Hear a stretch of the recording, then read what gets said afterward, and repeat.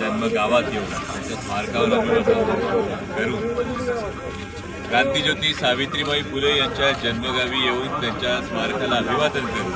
खरं तर वाई महाबळेश्वर विधानसभा मतदारसंघामध्ये एक इतिहास बनू पाहतो आणि एका अर्थानं पहिल्यांदा इथे एका माता भगिनीला उमेदवारी मिळालेली आहे आणि एक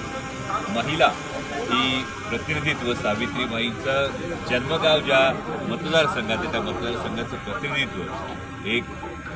महिला करणार आहे असा आम्हाला विश्वास आहे। आणि आदरणीय शरदचंद्रजी पवार साहेब ज्यांनी जिच्या हाती पाळण्याची दोरी असं म्हटलं होतं त्या माता भगिनीच्या हातात खरं झेंड्याची दोरी देण्याचं काम केलं। स्थानिक स्वराज्य संस्थांमध्ये आधी 33% आरक्षण आणि नंतर 50% आरक्षण दिलं आणि या महिला सक्षमीकरणाच्या धोरणाच्या पुढचा टप्पा म्हणून वाई जन्मगावात येऊन त्यांच्या स्मारकावर अभिवादन